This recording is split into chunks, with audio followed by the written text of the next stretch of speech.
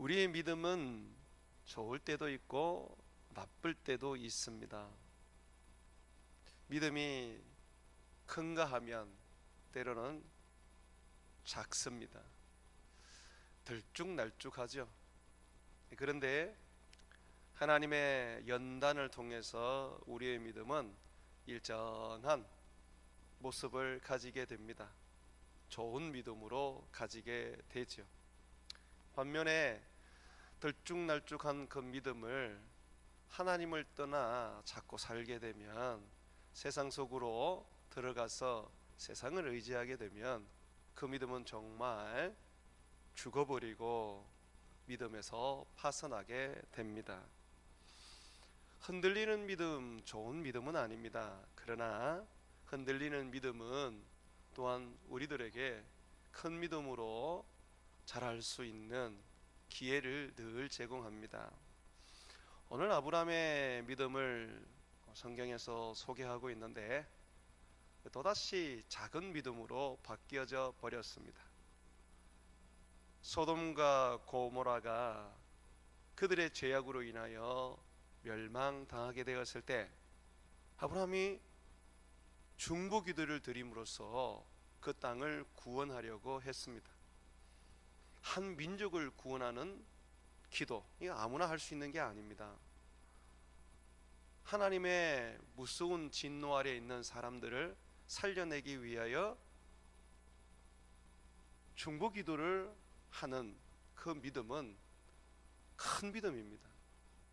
그런데 오늘 말씀에 한번 보십시오. 아브라함은 이전에 자기의 아내 사라를 이집트 왕에게 누이라고 속여서 이집트 왕에게 내어준 것처럼, 오늘 말씀에도 그랄 왕 아비멜렉에게 누이라고 또한 말을 해서 아내를 내어주게 됩니다. 특별히 이 그랄 왕에게 아내를 내어주게 된 때는 아주 우리가 주목을 하고 봐야 할 때입니다. 얼마 전 하나님이 천사와 함께 아브라함을 찾아가셔서 아브라함에게 이런 약속을 하셨습니다. 아브라함아, 네 아내 사라가 아들을 이제 가지게 될 것이다. 내년 이맘때에 아들을 가지게 될 것이다. 그렇게 말해 주었습니다. 그런데 아브라함은 그렇게 기다리고 소망하던 메시아, 이 메시아를 낳게 될 사라를 그랄 왕의 아내로 보내버렸습니다. 자기 목숨을 부지하기 위해서 그랬습니다. 하나님의 약속이 있었는데, 하나님이 곧 내가 약속한 오랫동안 너에게 말했던 내 몸에서 날 자손을 주겠다고 하셨는데, 아브라함은 하나님의 그 약속을 저버리고 아내를 그랄 왕에게 내어 주게 된 것이죠. 조금 가장되게 말한다면 아브라함은 예수님을 팔아버린 것과 같습니다. 하나님께서 아브라함을 불러서 한결같이 하셨던 그 축복이 무엇입니까? 자손에 대한 축복, 땅에 대한 축복이잖아요. 땅은 천국이고 자손은 예수입니다. 예수님에 대한 그런 그렇게도 약속을 했는데, 이제 곧 이 예수님을 낳을 이제 자손이 태어날 것인데, 이삭이 태어날 것인데, 아브라함은 자기 목숨을 위해서 하나님의 약속을 헌신짝처럼 내던져버렸던 것입니다. 왜 이렇게 아브라함은 갑자기 믿음이 작아진 것일까요? 그것은 바로 다름 아닌 달라진 환경 때문에 그렇습니다. 변화된 상황으로 아브라함은 큰 믿음을 잃어버리게 되었습니다. 오늘 말씀 한번 보시죠. 19장 20장 말씀입니다. 20장 1절 한번 보세요. 아브라함이 여기서 거기서라는 것은 헤브론입니다. 여러분 성경을 읽어보면 마물의 상수리 나무를 말하는 것입니다. 이 헤브론에서 아브라함이 오랫동안 살았습니다. 그 땅에서는 아브라함이 얼마나 대단한 사람인지 다 압니다. 그 땅의 추장과 같았고 그 땅의 왕들 중에 하나와 같았습니다. 그래서 이 헤브론 사람들 해족속이거든요. 이들은 아브라함을 아주 두려워했고 그를 존대했었습니다. 자, 그런데 이 아브라함이 이제 그곳을 옮겨 네게부 땅으로 가게 됩니다.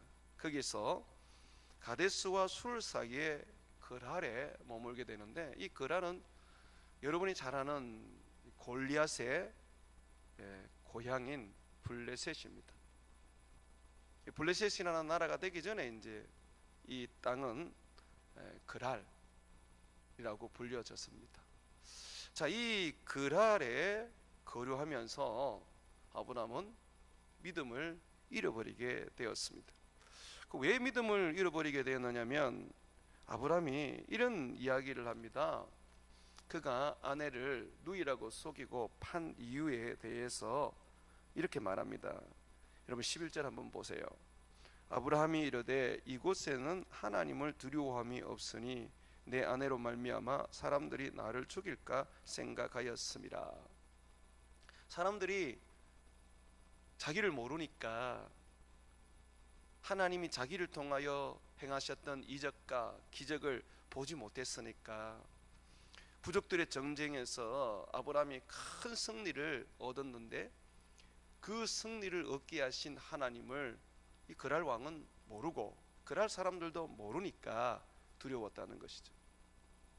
하나님을 모르는 사람들, 이들 속에 들어가다 보니까 이 사람들이 자기를 죽일 것이라는 생각을 가지게 되었습니다. 여러분, 우리가 교회 안에 있을 때는 참 믿음이 좋은 것 같은데, 아브라함처럼 하나님을 모르는 사람들 속에 들어가게 되면, 세상 속에 들어가게 되면 우리의 믿음은 작아지는 것을 보게 됩니다. 직장을 들어가기 전까지는 얼마나 기도하고 얼마나 하나님께 부르짖으며 하나님을 잘 섬기는지 몰라요. 근데 이제 달라진 환경, 새로운 상황에 들어가게 되면, 직장에 들어가면 거기에서 그만 하나님을 놓치게 됩니다. 믿음이 작아져서 그렇지요. 왜 이런 일들이 일어납니까? 우리의 어떤 새로운 환경이나 달라진 상황들은 기대와 그리고 설레임, 그리고 새로운 도전심을 주기도 하지만 두려움을 줍니다. 그리고 내가 예수님을 믿기 때문에 예수 믿는 나에게 사람들이 선하게 대할 것이 아니라 나쁘게 대할 것이라는 그런 생각도 하게 됩니다. 믿는 사람들을 그래서 만나게 해달라고 기도하죠. 하나님, 내가 새로운 직장에 가면 믿는 사람을 만나게 해주세요. 하나님, 새로운 곳에 내가 이사하게 되면 이웃 중에 믿는 사람을 만나게 해주세요. 우리는 달라진 환경이나 변화된 상황 속에서 하나님께 구하는 것이 하나님을 아는 사람, 하나님을 믿는 사람 만나게 해달라고 합니다. 아브라함은 하나님을 전혀 모르는 사람들 속에 들어가게 되었는데, 아마 그 이유가 목축업을 하다 보니까 그가 사는 헤브론에 기근이 있었던 것 같아요. 그래서 이 양들을 데리고 소들을 데리고 이제 푸른 초장으로 옮겨가게 되었는데, 그랄이 아마 목축을 할 수 있는 그런 지역이었던 것 같습니다. 이 사람도 직업을 따라 움직인 것이죠, 그죠? 근데 하나님을 모르는 사람들이니까 두려웠던 거예요. 자, 우리의 믿음을 작게 만드는 절대적인 요소가 바로 두려움입니다. 두려움이 결국은 내 믿음을 곤두박질치게 만들어 버립니다. 그래서 사단은 우리들에게 항상 여러 가지 문제들을 직면하게 해서 두렵게 만듭니다. 질병으로 인하여 두렵게 만들고, 직장 상사로 인하여 두렵게 만들고, 또 내 주위에 있는 사람들을 통해서 두렵게 만들고, 심지어는 허상인데도 불구하고 과대한 생각으로 인해서 생각하지 말아야 할 것들을 생각하면서 두려움을 가지게 만듭니다. 그 두려움의 궁극적인 이유는, 이 원인은 죽음이죠. 죽음. 사람은 죽음을 무서워해서 일평생 사단의 종노릇을 한다, 그렇게 성경이 말하고 있죠. 이 두려움이 우리에게 은습해 오고, 그 두려움이 내면에 깔려 있는 것이 바로 죽음인데요. 주님은 우리들에게 그 두려움을 이기기 위하여 부활의 신앙을 가르치셨습니다. 죽고자 하는 자는 살 것이요 살고자 하는 자는 죽을 것이다 라고 하면서, 너희는 무슨 일을 하든지 어떤 일을 또 만나든지 죽고자 하는 마음으로 달라들으라고 말합니다. 그러면 내가 너희를 살리리라, 그렇게 얘기하셔요. 이 두려움을 이길 수 있는 것은 바로 예수님이 죽으시고 부활하신 예수님의 그 능력을 내가 믿는 거예요. 예수님을 부활하게 하신 분이 하나님의 성령 아닙니까? 그 성령이 지금 내 안에 계세요. 예수님을 믿으면. 그러면 그 성령이 어떻게 합니까? 죽을 나도 그리스도와 같이 살려주시는 거예요. 이 죽음을 극복하지 못하면 결국 정신적인 고통에서 못 벗어납니다. 두려움에서 못 벗어납니다. 잠깐의 어떤 그 두려움은 우리가 떠날 수 있지만, 죽음을 이겨내는 믿음이 없으면 결국 두려움을 이길 수 없다는 것이죠.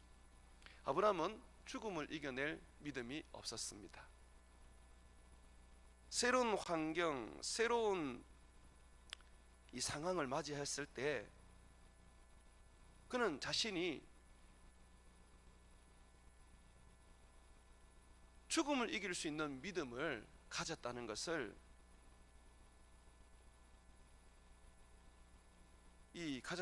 전혀 몰랐습니다. 예수 그리스도를 믿는 사람들은 누구나 다 죽음을 이길 믿음이 있습니다. 우리 주님이 우리에게 성령을 주셨기 때문에, 예수 죽음 내 죽음, 예수 부활 내 부활이기 때문에 우리는 죽음을 이길 수 있습니다. 주님은 그렇게 말씀하셨죠. 담대해라, 내가 세상을 이겼다. 너희도 세상을 이겼다. 세상을 이겼다는 게 뭡니까? 죽음을 이겼다는 것이죠. 사망이 무엇입니까? 사망이 그 수화되는 것이 무엇입니까? 우리에게는 아무런 영향을 미치지 못하는 것이죠. 나중에 22장에 이제 가게 되면 아브라함이 죽음을 이긴 신앙으로 자기의 아들 이삭을 하나님께 번제로 바치게 됩니다. 자기의 아들 이삭을 하나님께 번제로 바칠 수 있었던 것은 그가 죽음을 이겼기 때문에 가능했습니다. 그래서 히브리서 11장에 가보면 아브라함은 어떻게 자기의 아들을 하나님께 번제로 바치려고 했는가? 하나님이 자기의 아들을 주시겠다고 약속을 하셨고, 또 약속대로 이루셨죠. 그리고 그 아들을 통해서 하나님은 하늘의 별과 같이 바다의 모래알 같이 자손들이 많아질 것이다. 그리고 그 아들을 통해서 메시아를 줄 것이다 라고 약속하셨기 때문에 내가 이 아들을 죽여도 하나님은 다시 살리실 것이라는 것을 믿었기 때문이라고 말합니다.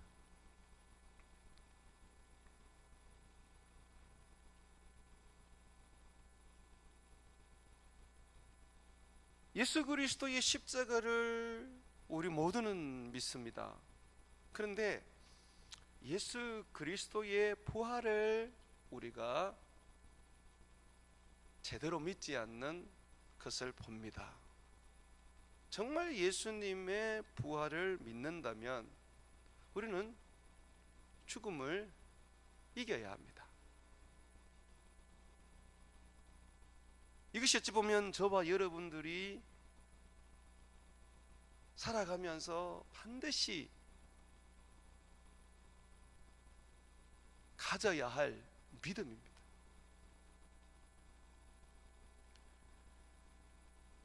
아브라함은 오늘 성경을 읽어보니까 어떻습니까? 아무런 위협을 받지 않았습니다. 그런데도 불구하고 두려웠습니다.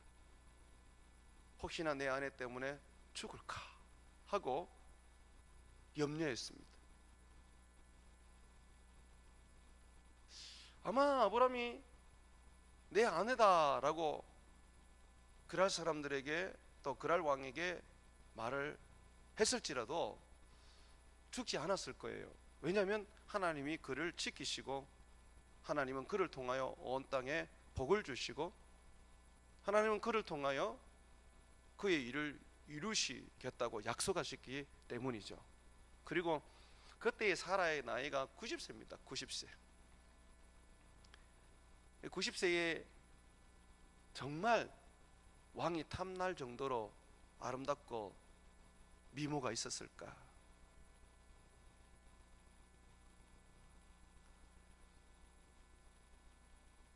아브라함은 결국 죽음에 대한 공포를 이기지 못했기 때문에 새로운 환경에서 또 달라진 상황에서 믿음을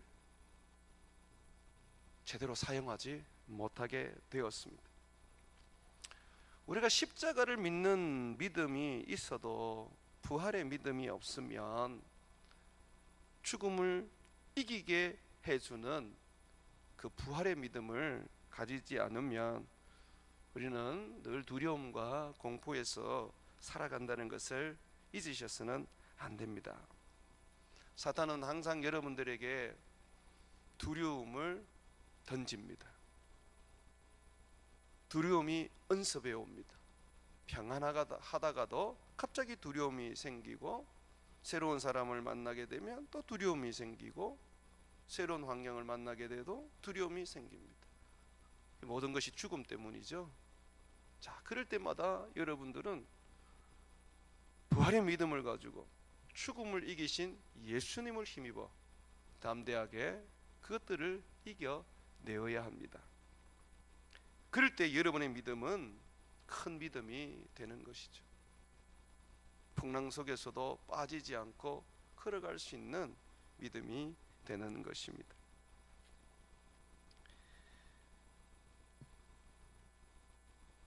하나님은 이런 적은 믿음을 가지고 있는 아브라함과는 상관없이 그의 약속을 항상 지키셨습니다. 아브라함에게 하셨던 약속, 내가 네 후손으로 말미암아 세상을 구원할 것이다. 얼마 전에 하셨던 약속, 내년 이맘때가 되면 네가 아들을 낳게 될 것이다. 하나님은 이 약속을 아브라함이 적은 믿음을 가졌던 큰 믿음을 가졌던 상관없이 지키셨습니다. 아브라함은 하나님의 약속을 내팽개치고 사라를 그를 왕의 아내로 내어주었습니다.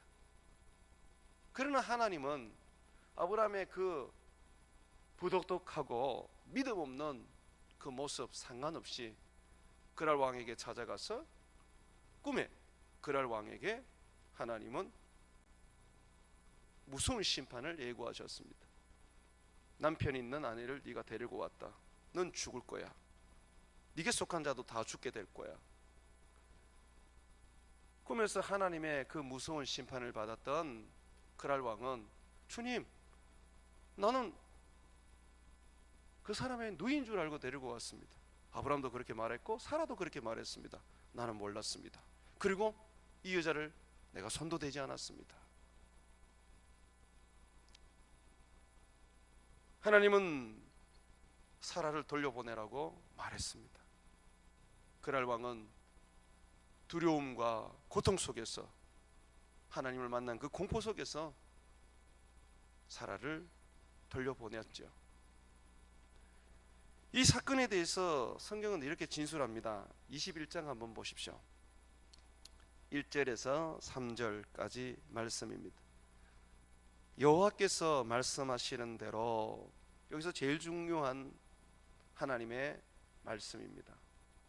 여호와께서 말씀하신 대로, 아브라함이 어떤 믿음을 가지고 있던 상관없이 여호와께서 약속하신 대로 사라를 돌보셨고 여호와께서 말씀하시는 대로 사라에게 행하셨으니, 말씀하신 대로 두 번이나 지금 언급하고 있습니다. 아브라함이 어쨌든 간에, 사라가 어쨌든 간에 하나님은 그 약속대로, 하나님은 그 말씀대로 이루셨다는 것을 말하고 있습니다. 2절 보시면 사라가 임신하고 하나님의 말씀하신 시기가 되어 노년에 아브라함에게 아들을 낳으니 아브라함이 그에게 태어난 아들 곧 사라가 자기에게 낳은 아들을 이름하여 이삭이라 하였고, 마침내 하나님의 약속대로 아들을 사라가 낳게 되었습니다.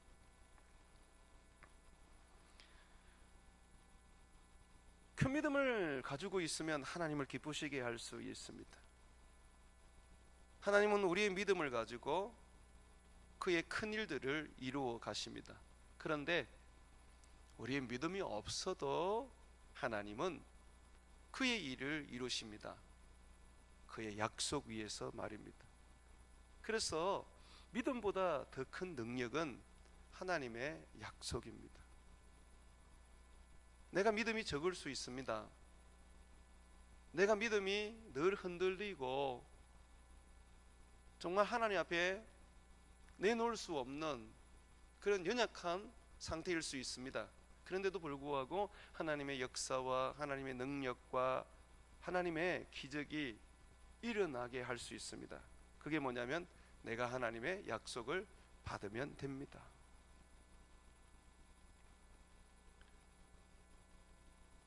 아브라함이 믿음이 없어서 아내를 그랄 왕에게 넘겨주었지만 하나님은 그의 신실한 약속을 그 말씀대로 이루시기 위하여 다시 그 팔아버린 아내를 찾아서 아브라함에게로 돌려보내 주었습니다. 아브라함의 인생 속에 아브라함이 큰 믿음을 가질 때까지는 참 오랜 시간이 걸렸습니다. 창세기 12장이 아브라함을 부르신 사건입니다. 그가 하나님 앞에 그 믿음이 어렵다고 인정을 받고 정말 그 믿음을 하나님께서 귀하게 여기시며 그 믿음을 하나님께서 됐다라고 여기실 때가 창세기 22장입니다. 창세기 10장 사이에 아브라함은 많은 믿음의 변곡점을 가지게 됩니다. 자, 거기에서 오늘 성경은 우리에게 중요한 이야기를 합니다. 아브라함의 믿음보다 더 큰 능력은 하나님의 약속이다. 아브라함을 지켜주시고 사라를 보호하여 주시고 마침내 약속대로 이삭을 주시는 것은 하나님의 약속 때문이다 라고 말합니다. 그렇다면 우리가 우리 하나님 앞에서 살아갈 때에 우리가 믿음을 키우는 일보다 더 중요하게 여겨야 할 것은 하나님으로부터 약속을 잡는 것입니다. 받는 것입니다. 성경에 보면 많은 인물들은 하나님과 마치 딜을 하면서 하나님께 약속을 받아냅니다. 야곱이 그 대표적인 인물이죠. 야복강에서 하나님과 씨름하면서 하나님으로부터 약속을 받아냅니다. 날이 새도록 실험했지만 하나님은 아무런 약속도 안 주셨습니다. 나라, 이제 날이 새려 그런다. 나는 가야 되겠다. 그랬을 때 야곱이 어떻게 했습니까? 안 됩니다. 나를 축복하셔야지만이 놓아드릴 수가 있습니다.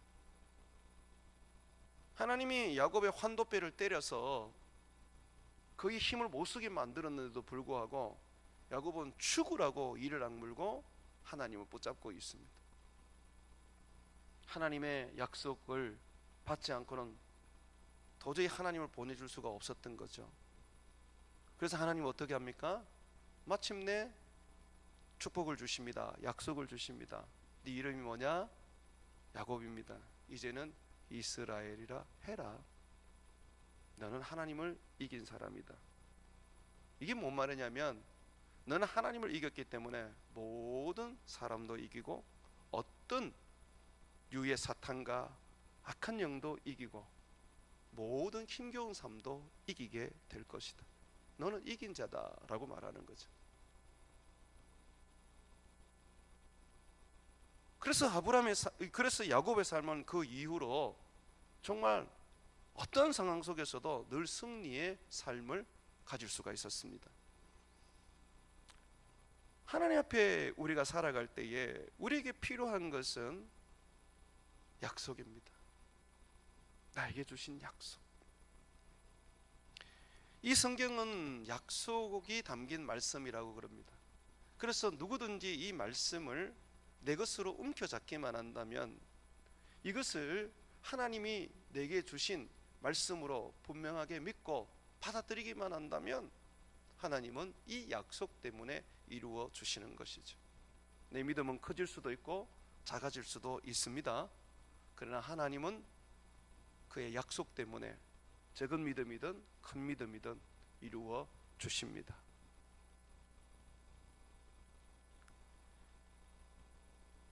저는 그래서 믿음이 큰 자보다 더 부러운 사람은 하나님의 약속을 가진 자라고 늘 말합니다. 여러분에게는 하나님의 약속이 있습니까? 약속이 곧 비전이고, 약속이 곧 꿈이고, 약속이 곧 환상 아닙니까? 깜깜한 어둠 속에 있을 때에 하나님이 여러분에게 해주신 말씀이 무엇입니까? 그 말씀은 여러분이 잊어버려도 반드시 하나님은 이루어 주실 것입니다. 왜냐하면 오늘 주님 아브라함이 사라를 판 이 사건을 통해서 분명하게 말해주고 계십니다. 하나님은 말씀하신 대로 이루셨고 하나님은 말씀하신 대로 행하셨다.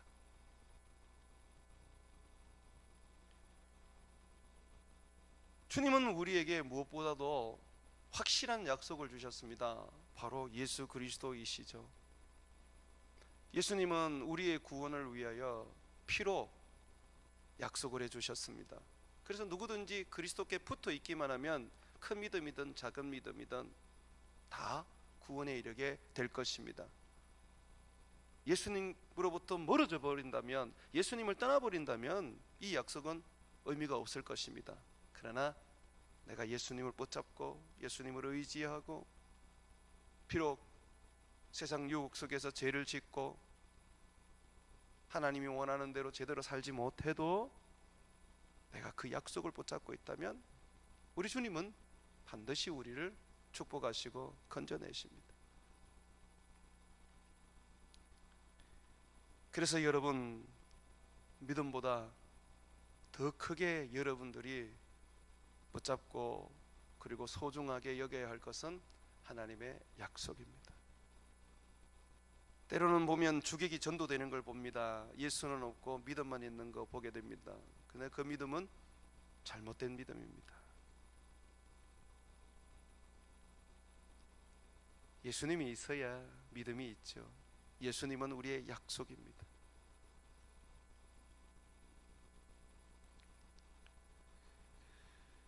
예수님은 우리에게 자기의 이름을 주셨습니다. 내 이름으로 무엇이든지 구해라. 내가 다 이루어 주겠다. 이게 주님의 약속입니다. 기도를 얼마나 많이 하느냐, 내가 얼마나 큰 믿음을 가지고 기도하느냐 참 중요해요. 그런데 그보다 더 중요한 것은 이 약속을 의지하고 붙잡고 기도하는 것입니다. 그러면 하나님이 이루어 주시죠.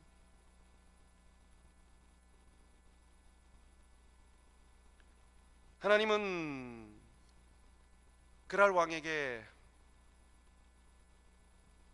자기의 아내를 판 아브라함, 이 사건을 통해서 아브라함의 믿음도 다시 회복시켜 나가기 시작하셨습니다. 고쳐 나가기 시작하셨습니다.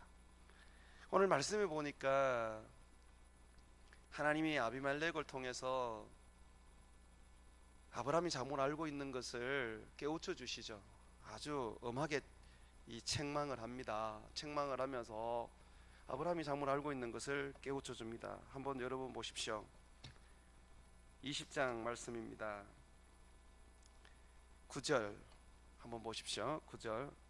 아비멜렉이 아브라함을 불러서 그에게 이르되 네가 어찌하여 우리에게 이렇게 하느냐?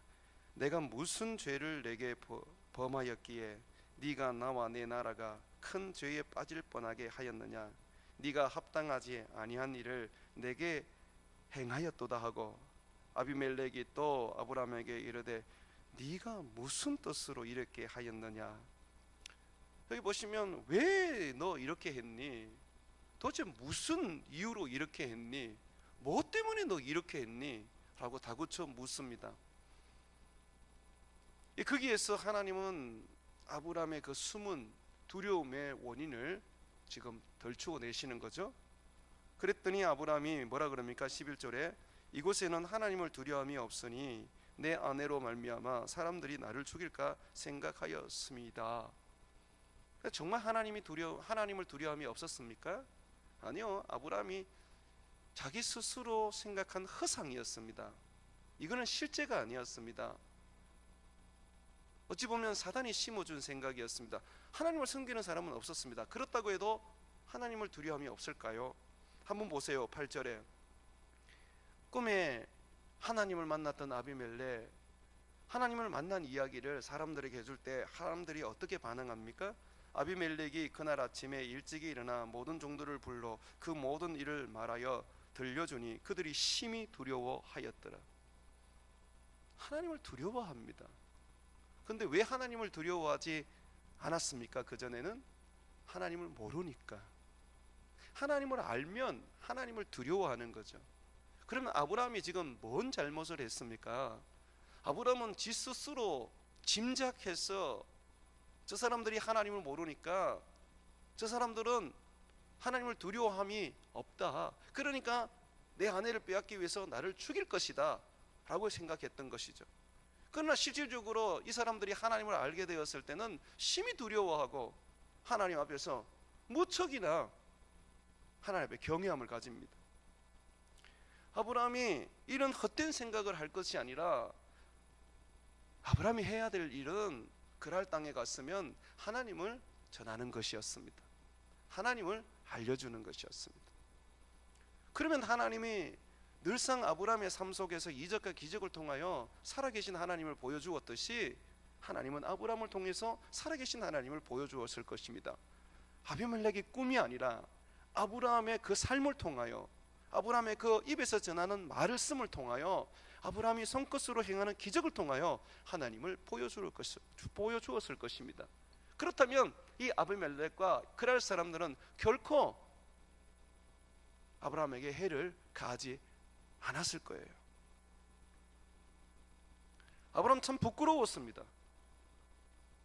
하나님을 두려워하지 않는다고 생각했는데 실질적으로 하나님을 알게 되니까 얼마나 두려워하는지, 아브라함의 그 선입견이, 그 편견이 결국은 자기의 믿음을 무너뜨리게 된 원인이 되었습니다. 사랑하는 여러분, 여러분들도 그렇지 않습니까? 우리 사장님이 예수님을 모르기 때문에 어쩔 수 없이 내가 아브라함처럼 내 아내를 팔아야 돼. 내가 다니는 직장은 예수 믿는 사람들이 없기 때문에 이 사람들은 하나님을 모르잖아. 그러니까 내가 이 사람들 앞에서 믿는 것처럼 해서는 안 돼. 여러분 그렇게 생각하지는 않으십니까? 그게 편견이고 잘못됐다는 것입니다. 여러분들이 복음을 전하고 여러분들이 그들에게 하나님을 보여주면 그들은 하나님을 경외하는 사람이 될 것입니다. 그리고 또 하나님은 그것을 확정시켜 주듯이 아브라함을 이 아비멜렉에게 선지자라고 소개를 합니다. 그가 기도해야지만이 네가 살아날 것이다 라고 그렇게 말해요. 7절 보세요. 이제 그 사람의 아내를 돌려보내라. 그는 선지자라. 그가 너를 위하여 기도하리니 네가 살려니와 네가 돌려보내지 아니하면 너와 내게 속한 자가 다 반드시 죽을 줄 알지니라. 아브라함을 선지자라고 주님 소개합니다. 그리고 아브라함이 기도해야지만이 아비멜렉과 그 집안의 사람들이 살 것이라고 말합니다. 선지자라는 것은 바로 하나님의 사람이라는 것입니다. 하나님의 사람은 왕도 두려워할 수밖에 없는 신적인 소유로서 왕을 넘어서는 지위에 있는 자들입니다.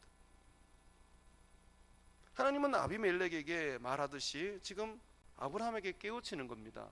아브라함아, 소돔과 고모라를 두고 네가 살려달라고 중보했듯이 그랄 땅도 네가 살려달라고 중보해야 된단다.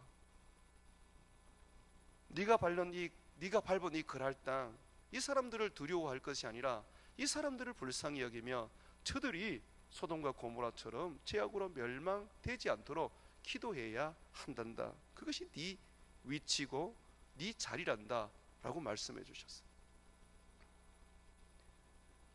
아비멜렉이 무서워서 아내를 팔았던 아브라함, 참으로 초라해졌습니다.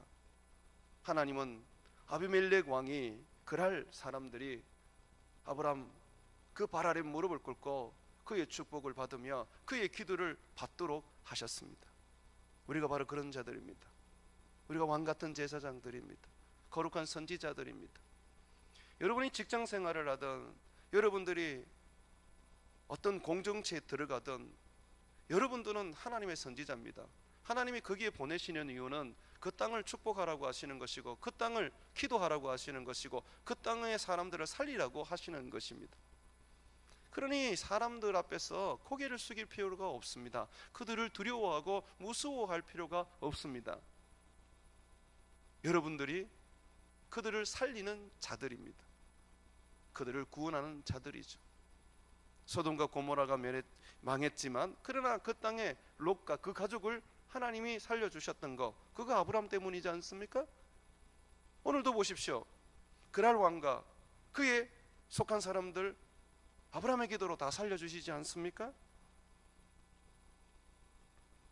한번 보십시오. 17절입니다. 다 같이 한번 읽어보겠습니다. 시작.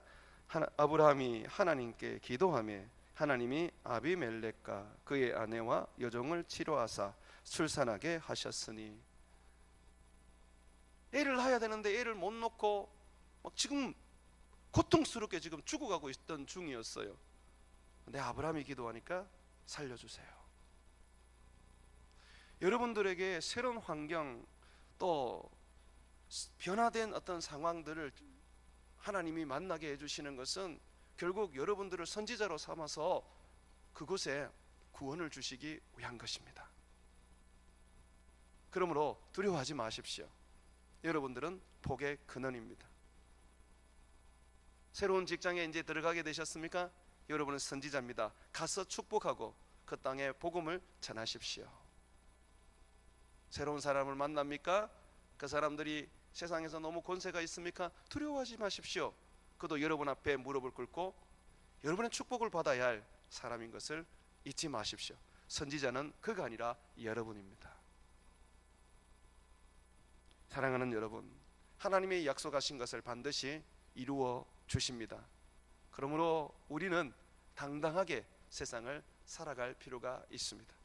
믿음을 가지고 세상에 대하여 두려움을 떨쳐버리고 죽음에 대한 공포를 날려버리고 부활의 신앙을 가지고 주님 앞에 살아가시기를 예수 그리스도의 이름으로 축원을 드립니다.